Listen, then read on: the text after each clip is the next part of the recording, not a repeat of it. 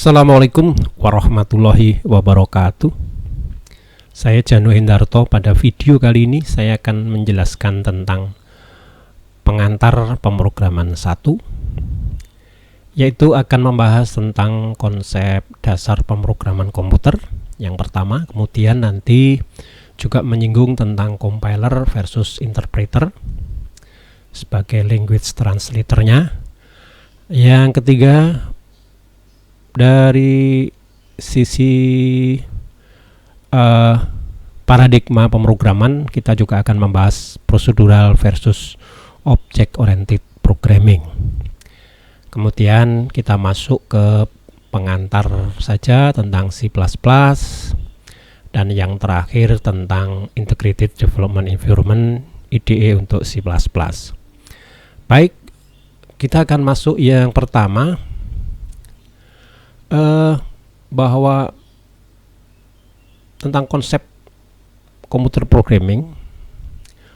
Bagaimana komputer itu bekerja? Tentunya di komputer itu ada operating system, kemudian pada akhirnya memang kita akan membuat sebuah aplikasi yang mana membantu manusia untuk menyelesaikan masalah dengan komputer.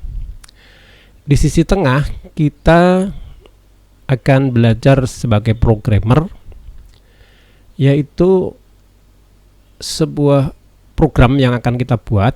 Pada intinya nanti kita akan membuat aplikasi, tapi aplikasi itu tidak bisa dibuat hanya dengan operating system tanpa ada software yang antara lain language translatornya tadi, IDE-nya.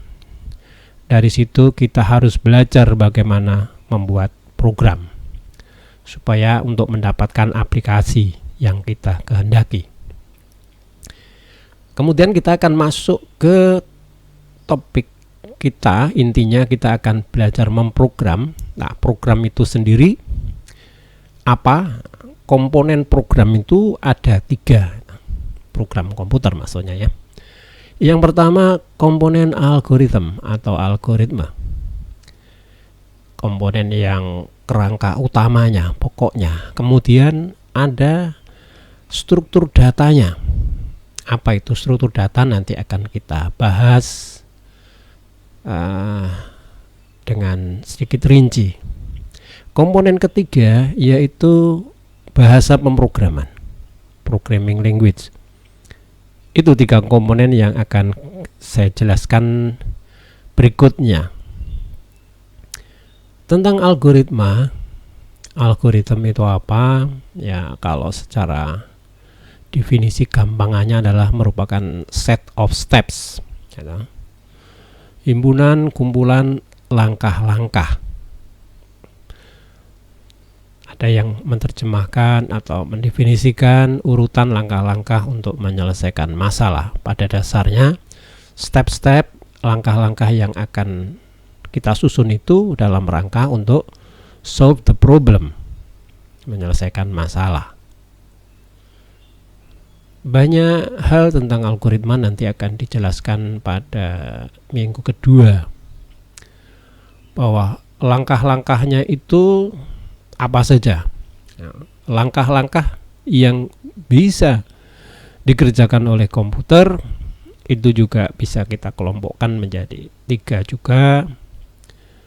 Yang pertama, langkah untuk memasukkan input dan mengeluarkan output, ya. Output input statement. Outputnya wajib ada. Algoritma itu wajib mempunyai output, tapi inputnya sunnah, ya. Pada umumnya ada inputnya, ya. Untuk permasalahan yang sederhana mungkin tanpa input, langsung proses terus output, ya. Inputnya pada umumnya data, outputnya informasi program itu, ya. Dimana algoritma pun memerlukan input dan kemudian proses output. Jadi langkah yang jelas harus ada adalah langkah input statement dan output statement. Langkah berikutnya tentang proses. Proses pada algoritma yang pertama yang utama adalah proses operasi. Proses dasar itu, operasi dasar juga ada beberapa, ada 5 ya. Nanti kita akan pelajari berikutnya. Ada operasi aritmatik, relasional, logika gitu ya, assignment, dan bitwise operation. Kemudian yang proses berikutnya itu pengendali proses. Langkah-langkah untuk mengendalikan proses, yaitu ada proses pencabangan ya, kondisional, dan perulangan ya, untuk mengulang-ulang. Itu kemampuan komputer adalah untuk mengulang-ulang proses, mengontrol ya, itu semua merupakan proses controlling ya. Jadi untuk mengontrol proses supaya tidak terus selesai begitu aja, atau kita bisa mengontrol dengan mengendalikan, mengecek dulu dengan if gitu ya. Jika nilainya lebih besar nilai tertentu, maka kerjakan itu, kalau tidak kerjakan itu. Itu sebuah control statement gitu. Kalau tidak ada seperti itu, kita nggak akan bisa menyelesaikan masalah gitu. Itu saja sebetulnya komponen step-step daripada algoritma. Nanti kan pelajari secara detail. Kemudian komponen yang berikutnya, struktur data, data structure. Apa itu struktur data? Ya dari katanya di sini, struktur susunan. Susunan data di RAM, random access memory ya. Untuk konteks pemrograman kita nanti memasukkan data, menyimpannya, menyusunnya di RAM.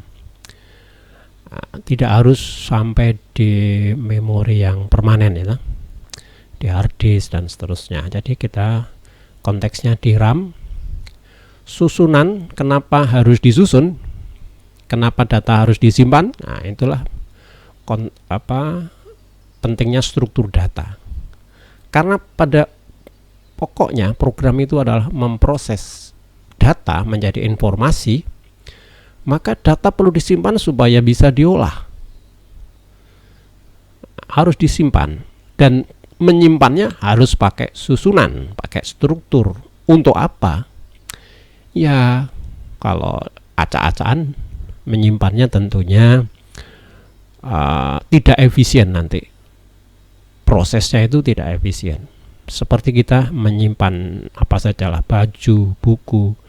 Kalau asal menyimpan tidak disusun dengan baik, maka kita akan repot sendiri kalau mau mengaksesnya, mengambil susah dan seterusnya. Itulah pentingnya struktur data. Lah, susunan itu atau topik dari struktur data itu meliputi data value. Kita nanti selalu belajar bagaimana nilai data. Ini data itu nilainya apa ini? Integer, real itu, ataukah string, atau karakter, dan seterusnya. Kemudian setelah tahu nilainya, kita harus belajar intinya di sini susunan itu data relationship-nya. Bagaimana susunan data satu dengan yang lainnya. Nah, pada pemrograman 1 itu struktur datanya masih sederhana, sehingga tidak sampai mempelajari susunan yang macam-macam, seperti satu data dengan yang lain itu ditumpuk, ada yang antri, ada yang hierarki seperti pohon dan seterusnya. Itu belum sampai di situ. Nah, susunan yang biasa kita gunakan nanti susunan list atau berderet begitu saja, atau sampai lebih kompleks matriks, misalkan ada baris dan kolom dan seterusnya. Kemudian yang ketiga, kita harus sampai mempelajari juga bagaimana operasi pada data gitu ya. Data itu menyusun, cara menyusunnya dengan insert, dengan memasukkan data ke susunan itu. Juga bagaimana cara menghapusnya. Ini 3 operasi yang sering kita lakukan adalah find, mencari. Nanti juga akan sampai mengurutkan juga gitu ya. Itu struktur data. Kemudian komponen yang ketiga yaitu tentang bahasa pemrograman. Jadi program itu komponen utamanya, saya sebut utama, kerangka utamanya adalah algoritma, langkah-langkah di situ. Kemudian tidak cukup langkah-langkah, harus memikirkan bagaimana data disusun supaya mudah proses mengolahnya, efisien gitu. Faktor yang ketiga ini juga tidak kalah penting. Kalau tidak ada bahasa pemrograman, bagaimana langkah-langkah itu bisa dieksekusi? Dari katanya bahasa pemrograman itu ya termasuk bahasa. Bahasa itu artinya apa? Ya, bahasa itu ya kalau saya definisikan sebagai set of sentences, himpunan kalimat-kalimat. Ya, fungsinya sebagai alat komunikasi bahasa secara umum. Tapi definisinya bahasa itu ya kumpulan kalimat-kalimat, baik bahasa Indonesia, bahasa Inggris maupun bahasa pemrograman. Nah, sentence itu apa?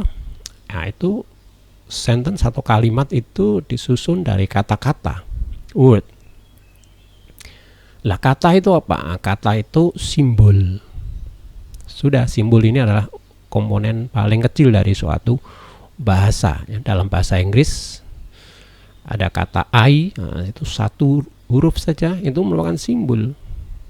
Bisa satu huruf, bisa dua huruf, terserah bagaimana bahasa itu disusun kata-katanya. Jadi di dalam bahasa pemrograman juga nanti ada kata atau simbol yang kita gunakan.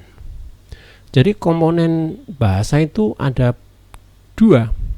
Tadi susunan, kalimat sebagai susunan. Ini ada punya dengan struktur. Nah, maka komponen yang pertama jelas sebagai bahasa harus ada kata-katanya tadi ya, keywordnya, ada reserve wordnya, vocabulary-nya, kumpulan simbol-simbol untuk membentuk kalimat. Kemudian sintak atau grammarnya, ini kumpulan aturan-aturan untuk membentuk kalimat yang benar, yang sesuai yang dikehendaki. Programming language, bahasa pemrograman ini termasuk kategori formal language ya. Sementara bahasa yang kita pelajari mulai SD, SMP itu bahasa Inggris, bahasa Arab, bahasa Indonesia, bahasa Jawa, Madura dan seterusnya, itu merupakan natural language ya. Apa perbedaannya? Natural language itu bahasanya itu digunakan dahulu oleh masyarakat pengguna bahasa itu, baru para ahli mempelajari bagaimana dua komponen ini ya, sintak terutama dan reserve word-nya. Mungkin ada komponen yang lain pada natural language. Kemudian kalau formal language itu bahasa diciptakan dahulu oleh penciptanya, aturannya diciptakan, simbol-simbolnya, kata-katanya diciptakan, baru silahkan digunakan. Sehingga kalau kita belajar bahasa pemrograman itu sedikit berbeda dengan belajar bahasa natural seperti bahasa Inggris dan seterusnya. Bahasa pemrograman ini kita ya harus sesuai tertib dengan apa yang digariskan oleh penciptanya gitu ya. Seperti bahasa C itu Dennis Ritchie yang menciptakan gitu ya, tahun 70-an. Pascal itu Nick Clausewitz tahun 69 misalkan. Itu semua ada aturannya, kita sebagai programmer nanti harus mengikuti. Sekarang berikutnya saya akan menceritakan tentang bagaimana proses daripada program itu di dalam kita nanti membuat program itu seperti apa. Ya, pertama program harus dibuat. Jadi seorang programmer di sini menulis sebuah program komputer ya. Program komputer itu apa ya? Di sini series of instruction ya, kumpulan deretan instruksi-instruksi. Kalau algoritma tadi masih langkah, stepnya ini menjadi instruksi. Instruksinya sesuai bahasa tadi. Misalkan untuk melakukan pembacaan, itu apa statement inputnya. Nah, kalau langkah di algoritma mungkin bisa masukkan gitu aja, input X gitu misalkan. Nah, tapi kalau di program harus sesuai bahasa pemrograman yang kita buat. Di C++ kita pakai cin, misalkan cout untuk output, ada if, else, dan seterusnya, while, ulangan, dan seterusnya ya. Kemudian program itu ya setelah ditulis disimpan, yang menulisnya pakai text editor, disimpan menggunakan IDE, nanti kita akan jelaskan. Kemudian instruksi yang ada di bahasa pemrograman itu tentunya masih kita kategorikan high level gitu ya. High level language artinya ya yang dikenali oleh manusia. Kebetulan bahasa Inggris ya, C++ itu bahasanya Inggris. Sedangkan komputer itu bahasanya berbeda dengan bahasa kita gitu ya, sehingga perlu translation, perlu translatornya, yaitu kalau kita lihat di sini ya merupakan program komputer juga sebagai translator untuk menerjemahkan program yang kita tulis oleh programmer itu menjadi bentuk yang dapat dipahami oleh komputer, yaitu bahasa mesin dalam bentuk binary. Jadi komputer itu bekerja secara sistem biner. Sedangkan program yang kita tulis berbahasa Inggris gitu, dengan ya seperti perintah tadi saya sebutkan, if, gitu, while, for, dan seterusnya, itu bahasa tingkat tinggi, maka harus diterjemahkan dalam bahasa mesin yang dikenali oleh komputer. Baru komputer bisa mengeksekusi dengan bahasa mesin itu, maka sekarang dapat dieksekusi sesuai dengan programnya tadi apa, mengeluarkan informasi apa, itu akan dilakukan oleh komputer setelah diterjemahkan. Makanya kita nanti perlu membahas tentang language translator tadi, ada compiler, interpreter, apa itu. Kemudian kalau dari sisi bagaimana membuat program tadi kan kita menulis program, tapi program itu tidak mudah begitu saja ditulis. Apa yang harus ditulis, maka tahapannya bisa saya jelaskan. Yang pertama tentunya ada permasalahan yang harus kita selesaikan. Nah, kemudian langkah pertama analisis permasalahan. Permasalahan ini kita deskripsikan apa permasalahannya, kita pahami dulu permasalahan apa itu. Kalau ada definisi di situ, maka harus kita pahami dulu apa itu. Sampai di mana proses pemahaman, ya harus sampai mendalami. Analisis itu harus sampai mendalami permasalahan hingga mendapatkan ide-ide solusi. Banyak permasalahan, nanti kita belajar dari permasalahan yang sederhana pada minggu kedua. Permasalahan mengecek prima, misalkan itu bilangan itu prima atau bukan. Terus bagaimana menentukan faktor persekutuan besar, FPB, KPK, misalkan mengkonversi sebuah sistem bilangan misalkan, dan seterusnya. Permasalahan-permasalahan yang real problem juga boleh. Itu harus dianalisis sampai mendapatkan, oh begini, kalau begitu penyelesaiannya misalkan. ngecek bilangan prima itu bagaimana? Bos, caranya begini, kalau begitu bilangan prima itu apa? Harus tahu dulu. Bilangan yang tidak habis di bagaimanapun kecuali satu dan dirinya sendiri. Oh, kalau begitu muncul ide. Kita cek bilangannya, kita coba dibagi dengan jangan satu misalkan, mulai 2 misalkan, 3, 4, habis enggak? Kalau habis berarti bukan bilangan prima. Nah, kalau tidak habis sampai bilangan itu dikurangi 1 misalkan, dan seterusnya. Itu ide-ide akan muncul, dan ide-ide itu nanti baru masuk ke proses perancangan algoritma. Perancangan algoritma bagaimana? Itu juga ada tahapannya gitu ya. Harus ada ya, setelah diekspresikan dengan perintah-perintah tadi yang mungkin, jadi step-stepnya tadi, statement, output, input, kemudian operasi, pengendalian proses ya, pencabangan, perulangan, maka algoritma bisa muncul. Baru ada algoritma, harus divalidasi juga. Apakah algoritma ini benar enggak untuk semua input yang mungkin. Setelah divalidasi, perlu dianalisis juga apakah layak diteruskan menulis program. Kalau tidak layak itu maksudnya apa? Ya, algoritmanya terlalu kompleks, mungkin terlalu memakan waktu yang cukup lama gitu ya.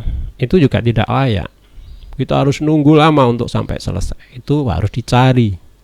Maka yang penting di dalam konsep pemrograman itu nanti malah efisiensi dari segi waktu maupun memori atau space. Jadi, yang bagus yang mana program itu? Yang bagus ya yang cepat, running time-nya ya, waktunya, dan memorinya hemat, sedikit, efisien. Kemudian proses berikutnya kita harus menuliskan program tadi dalam bahasa pemrograman. Kita perlu pemahaman tentang C++. Apa perintahnya? Inputnya itu perintahnya apa? Harus pakai syarat apa, dan seterusnya. Termasuk struktur datanya. Menulis program ini kita butuh struktur data dan bahasa pemrograman. Kalau tipe data ini apa, pakai int, kalau di C++ ada float, double, pakai yang mana, itu semua permasalahan di dalam menulis program. Nah, uji hasil program ini untuk menguji apakah program yang kita tuliskan dalam bahasa pemrograman tadi ada errornya enggak gitu ya.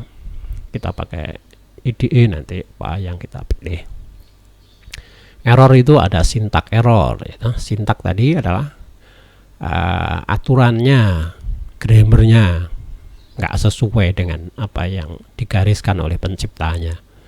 Sintak error itu kurang titik koma atau apalah, salah menuliskan keywordnya itu error. Yang kedua running error, itu bisa juga terjadi pada saat program itu berjalan. Di tengah mungkin ada proses pembagian dengan nol ataupun apapun, sehingga harus mengalami error gitu. Yang paling berat itu error yang ketiga, yaitu output error. Output error itu outputnya, informasi yang kita dapat tidak sesuai. Jadi itu harus dicek lagi algoritmanya dan seterusnya. Misalkan 1001 kok prima misalkan, padahal bukan prima ini. Wah, ini output error. Padahal di situ nggak ada running error, syntax error juga tidak ada, tapi muncul output error karena outputnya tidak sesuai yang kita kehendaki. Yang berikutnya dokumentasi. Ini saya kira untuk melihat nanti programnya supaya mudah dipahami orang. Kalau perlu kita buat dokumentasi baik tertulis maupun di dalam program. Sekarang yaitu tentang compiler versus interpreter. Apa itu ya? Ini tadi proses translationnya. Kalau tadi tahapan di awal menulis program itu ternyata tidak langsung bisa ditulis, harus ada tahapannya. Sekarang proses yang berikutnya translation tadi. Ada dua ya cara. Jadi dari high level programming language menjadi bahasa mesin itu bisa dengan compiler, bisa dengan cara interpreter. Ini kalau kita pahami secara gampangannya itu ya. Compiler itu menerjemahkan program yang kita tulis itu secara keseluruhan. Jadi kalau ada bagian dari program yang masih error, itu tidak akan dieksekusi. Jadi compiler itu akan mengecek semuanya apakah sudah oke, sudah sesuai, dan kalau sudah oke semua baru proses compilingnya itu baru dieksekusi, dijalankan. Sedangkan pada interpreter itu menerjemahkannya boleh dikatakan ya satu persatu per baris. Jadi kalau kita menggunakan translator yang menggunakan interpreter misalkan, itu perintah 1, 2, 3, 4 sudah dikerjakan, perintah 5 kok error, maka dia stop di 5 mengatakan ini error. Nah, itu kepada compiler tidak akan terjadi seperti itu. Kalau 5 error tidak akan dikerjakan. 1 misalkan input masukkan tidak akan diminta untuk memasukkan. Perintah kedua misalkan hitung nilai ini tidak akan dihitung dulu karena perintah yang kelima masih ada error. Kalau interpreter bisa seperti itu. Sehingga orang memandang bahwa compiler ini lebih efisien ya. Ngapain diproses, dikerjakan sebelum semuanya clear gitu ya. Sedangkan interpreter ada language translator atau IDE nanti yang bisa juga menggunakan compiler dan interpreter, juga bisa ada gabungannya seperti di NetBeans Java itu misalkan. Sana ada interpreternya untuk membantu programmer baris per baris, situ ada kesalahan sudah dikatakan ini salah gitu ya, kurang apaan ya ada. Nah, tapi kebanyakan yang akan kita gunakan nanti bentuknya compiler. Pada C++ tidak akan dikerjakan, dieksekusi sebelum semuanya betul gitu ya. Nah sekarang dari sisi lain, kita pada kuliah pemrograman 1 nanti masih menggunakan paradigma prosedural. Sedangkan kalau saudara nanti mengambil pemrograman 2, kita beralih ke paradigma object oriented programming. Ini dari segi cara pandang programnya. C++ itu didesain bisa hybrid dua-duanya. OOP bisa, prosedural juga bisa. Beberapa bahasa yang hanya OOP saja gitu, atau prosedural saja. Apa itu bedanya sih gitu ya? Ya kalau prosedural, program itu cara pandangnya adalah suatu urutan instruksi tadi yang saya jelaskan dari awal untuk menyelesaikan masalah. Itu tadi kita karena kuliah pemrograman 1 itu memang arahnya sudah prosedural. Sedangkan kalau OOP, program itu apa?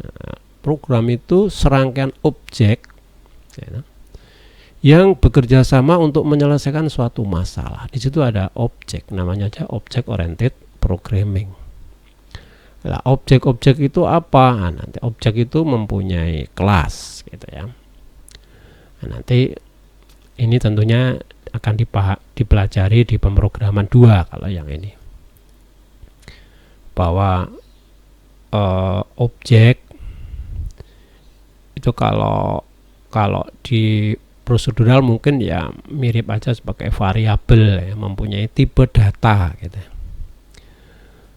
Jadi kita tidak bisa menjelaskan lebih detail nanti sebelum saudara merasakan dulu bagaimana program prosedural gitu ya. Makanya di pemrograman 1 kita menggunakan prosedural, nanti pemrograman 2 Anda sudah terbiasa membuat program dan dialihkan paradigmanya itu tidak masalah gitu ya, bahkan dirasa lebih mudah dan seterusnya. Kemudian kita masuk ke C++. Ini salah satu bahasa pemrograman yang akan digunakan di dalam pemrograman 1 ini. C++ di sini sebagai General Purpose Object Oriented Programming. Nah, jadi aslinya C++ itu OOP, tapi kita nanti di pemrograman 1 tidak menekankan atau tidak menggunakan OOP-nya, yang ya dikembangkan oleh ini, bacanya apa ini, Charney Strostrap. Itu intinya bahasa C, sebetulnya bahasa C yang tahun 70-an oleh Dennis Ritchie, C standar itu dikembangkan oleh beliau ini tahun 80-an gitu ya. Dan C++ itu ada C style-nya ya, jelas dasarnya C, ada object oriented style-nya. Jadi hybrid, kita katakan ini tadi saya katakan hybrid language. Berbeda dengan Java misalkan. Java itu lebih ke fully OOP gitu ya. Sehingga kalau mau di prosedural itu repot, gak bisa gitu ya. Mau tidak mau harus membuat objek, harus mendeklarasikan kelas dan seterusnya. Kalau di C++ kita bisa nggak usah pakai kelas, nggak usah pakai objek gitu. Jadi itu ini sedikit ya.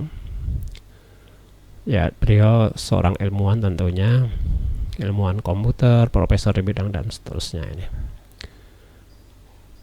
Ini orangnya ya, biar kenal ya. Siapa pengembang C++.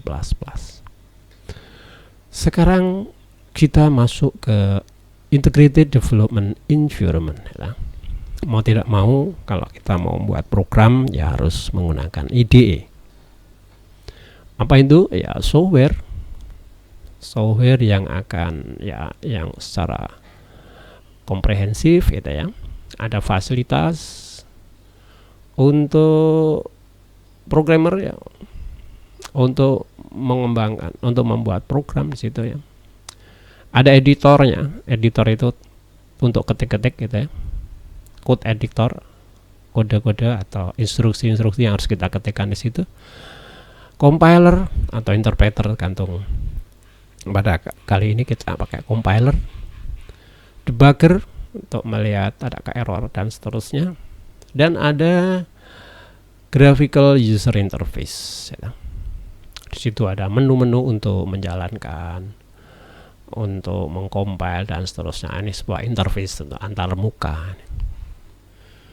Apa saja, cukup banyak, ini hanya beberapa saja yang versi desktop. Saya kebetulan pakai Dev C++, ini belum tentu bisa berjalan untuk komputer yang MacBook misalkan, atau sistem operasi yang berbeda, perlu dipelajari. Ada lagi yang pakai kode blocks gitu ya. Ini alamatnya bisa dicek situ, download, ini yang free semuanya. Kemudian ada VS Code ya. Ada juga Giani, nanti bisa dicek alamatnya situ. Ada juga NetBeans C++ IDE. Saudara bebas memilih C++ silahkan. Apa bedanya? Ya ada beda-beda sedikit, namanya saja translatornya, IDE-nya berbeda mungkin, tapi secara umum perintah C++ nya sama. Kalau ada beda itu oke, wajar, beda-beda di ya, hal yang tidak pokok gitu ya. Jadi yang penting sebenarnya kita bagaimana belajar memprogram tadi, menyelesaikan masalah dengan menulis programnya dalam bahasa C++ secara umum. Tapi itu tidak akan bisa real diselesaikan kalau tidak pakai IDE tentunya ya. IDE-nya ya, silakan dipilih. Ada yang versi online. Ini beberapa dosen juga menggunakan versi online. Ada cpp.sh, ada id1 gitu ya, .com, ini nanti cek aja. Ada online gdb.com, ada doodle ya, .com. Nah, mungkin masih ada yang lain lagi, tidak saya tuliskan di sini. Online ini ya langsung lewat browser gitu ya. Situ bisa mengetik program lalu dikompil dan seterusnya. Itu ya, ini contoh-contohnya program, nanti akan secara detail akan kita pelajari. Ini pakai Dev C++ versi 5.11. Ini betulan program apa ini? Cek prima ya.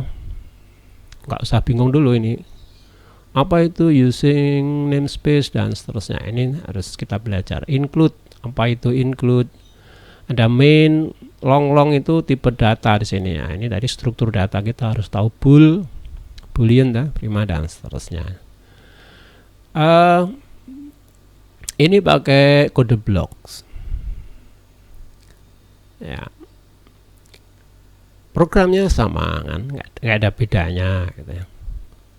Kalau tahu nanti ada perbedaan, misalkan sedikit-sedikit, oh di sini nggak mau sini, ya itu wajar gitu ya. Perbedaan mungkin di ya hal yang tidak pokok gitu ya. Ini yang cpp.sh online. Ini tampilannya seperti itu. Jadi alamatnya ya ini cpp.sh. Kita ketik program di situ, bisa dikirim-kirimkan, di-share dan seterusnya. Bisa di-run di sini hasilnya di bawahnya seperti itu. Kalau yang versi desktop itu nanti ya harus dipahami bagaimana cara mengcompile, running dan seterusnya.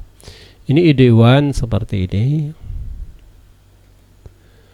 Online GDB penampilannya seperti ini, mungkin ini lebih menarik ini. Silakan dicoba pakai ini. Ya.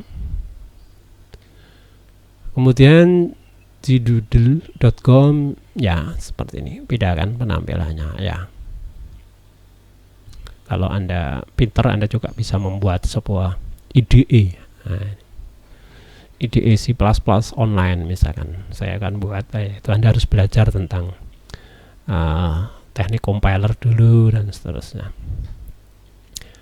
Oke, terakhir tentang pengantar C++. Ya, C++ nanti akan kita pelajari, tapi program yang minimal itu seperti ini ya. Ada yang namanya ya pakai include IO stream. Nah, ini karena kita ada output, perintah output di sini tidak ada input di sini. Maka ini sering disebut sebagai preprocessor directive. Apa itu? Include ya, memuat, artinya bahwa perintah yang di main utama ini ada fungsinya tipenya integer gitu ya. Main nama fungsi utama. Di sini ada return 0 gitu ya.